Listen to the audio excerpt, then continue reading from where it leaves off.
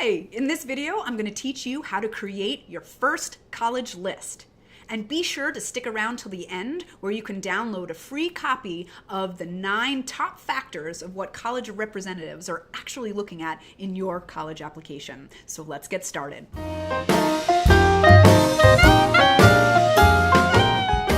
Hi, my name's Gretchen McCarthy, and I've helped thousands of students find their way to their dream schools.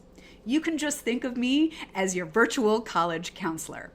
So today I'm going to teach you how to create your first college list, also known as your preliminary college list. I want to help you ease the overwhelm as you start to design your first college list. I want to help you find schools that are a good match for you. It actually can be a really fun journey if you allow yourself to just visualize, dream big, and enjoy the process. So in this tutorial, I'm going to give you some simple, actionable steps. Step 1, you want to create a college profile. And if you haven't done this already, I suggest going back to my video where I teach you how to create a college profile. And I'll put the link in the description here so you can just click on it and head over there. But I suggest pressing pause and going ahead and doing that. Once you have your college profile, then you're ready for step 2. Step 2 is you take your profile and you do a college search. So what you do is you're basically taking the factors that you have in your college profile, you input them into a search engine, and then the search engine generates a list for you. So some examples of search engines are College Board. A lot of schools give a free Naviance account. You can even do a good old-fashioned guidebook. So whatever you would like to do. So what I'm going to do right now is I'm going to do a little tutorial on how to do a college search. Okay, so right now we're going to do a college search. There are many programs out there that you can use. Some are free, some are paid for. It all depends what you want to use. Pretty much every search is similar, so no matter what program you use, you're going to use your college profile that you created, and you're going to put all the factors that are important to you, you're going to put them into your college search. So I'm going to do a Naviance search right now because I know a lot of schools that give their students a free Naviance account, so I'm going to show you this, but you can use any other program that you want. All right, so these are the different categories you can see. I'm going to click just a few. It doesn't matter. I'm going to click four-year school. I want to be in a large city. Religious affiliation. I don't care. All the different religions. And then we can go to the next spot. And then let's say, so I'm from New England. I'm going to say I want to stay in New England for schools. And then I can click like random states that I want to go to. So I'm just going to click New York and Pennsylvania. And you can pick anywhere that you want. You might want to go far from home. Next. All right, so then enrollment. I want a small school. So let's say 2,000 to 5,000, and even less than 2,000 would be okay. All this other stuff doesn't matter to me, so I'm going to go to the next one. And then here we have percent of accepted. I really don't have any preference, but if you do, you can click the percentage that you want of acceptance.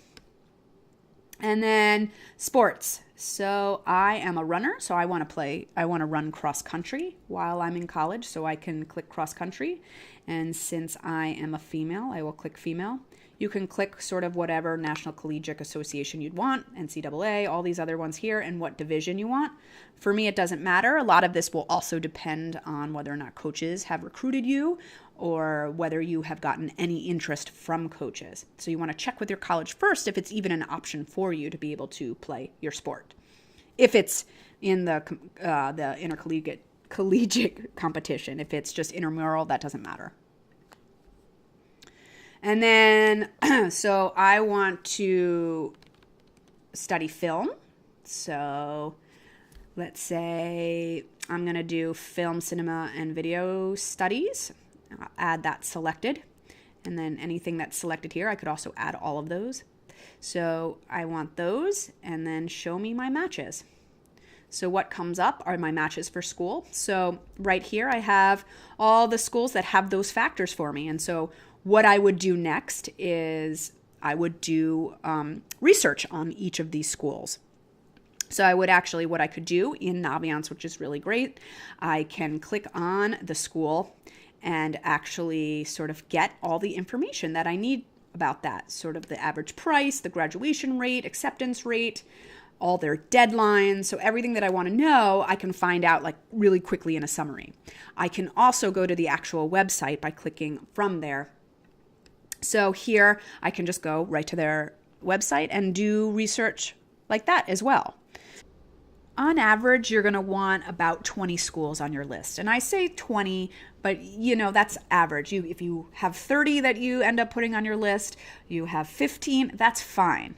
If you even have just 5, and those are 5 schools that you really like, that's okay. The one factor that I want you to have, though, is to have a balanced list. Okay? So what I mean by that is you want all 3 categories to be represented. So you want your likely schools. Some people call this safety schools. I don't like that word because there's no such thing as a safe school anymore. You have your realistic schools. So those are the schools that you are right sort of in their niche, and it's a pretty good possibility that you get in. And then you also have your reach schools. So you want to make sure that your list has schools that can go into all 3 of those categories to create a balanced list. So once you have a balanced list, if you have those likely schools on there, go ahead and dream big and put reach schools on as much as you want, as long as you have the other categories represented. The important thing about this part of the process is I want you having fun.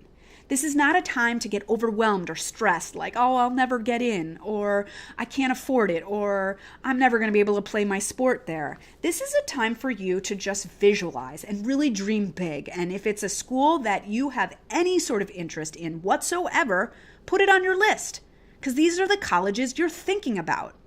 And it's so nice to have them in the same place so that you have a one place to look at and really sort of visualize the schools that you're interested in.